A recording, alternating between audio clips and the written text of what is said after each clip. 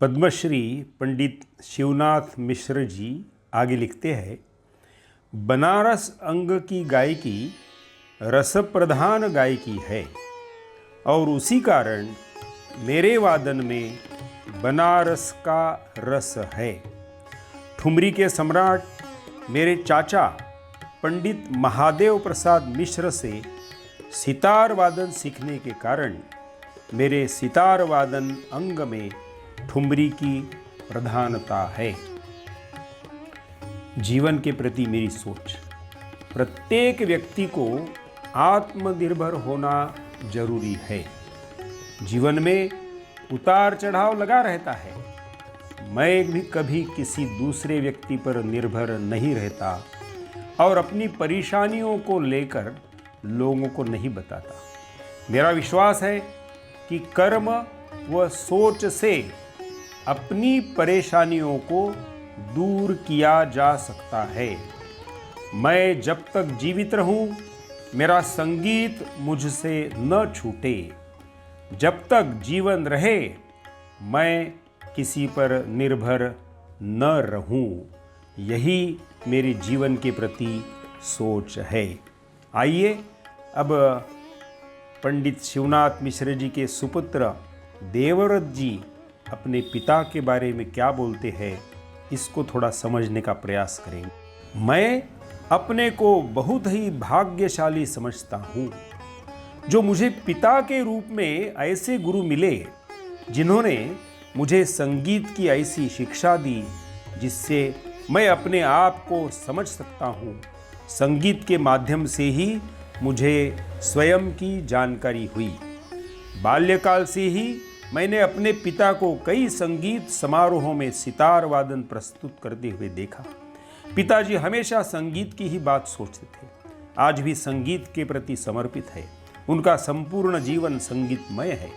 अपने शिष्यों को सिखाना, प्रोग्राम देना, यही उनका जीवन है। यही देखकर मैं बड़ा हुआ।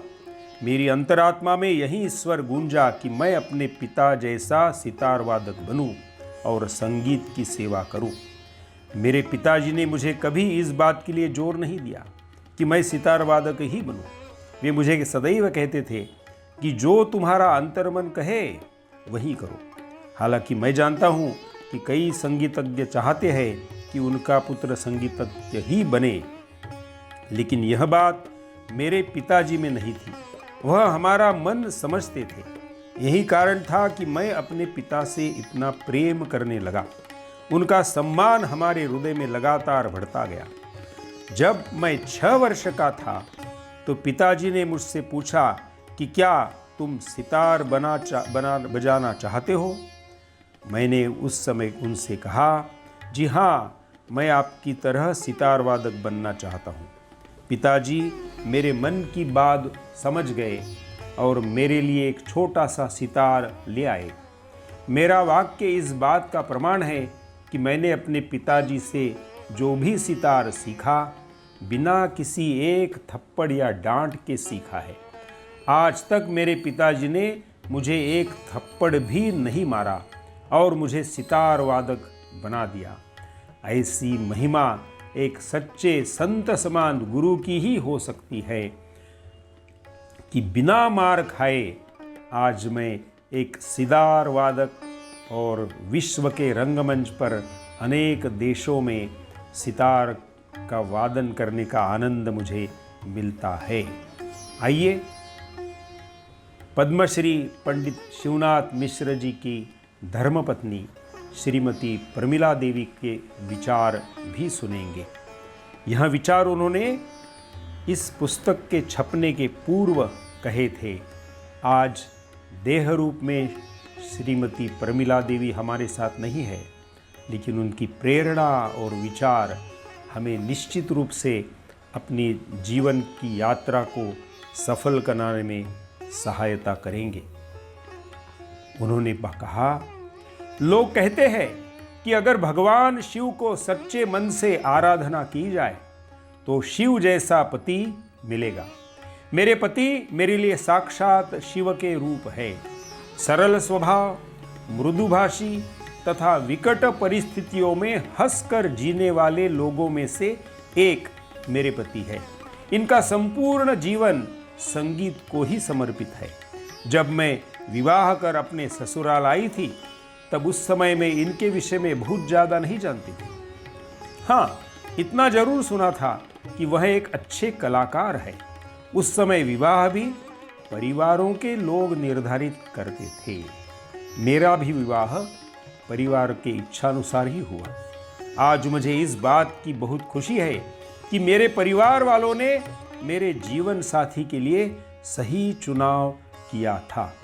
ससुराल आने के पश्चात जब मैंने अपने पति के व्यक्तित्व को जाना, तब मुझे अनुभव हुआ कि वह कितने सरल व्यक्तित्व के व्यक्ति है।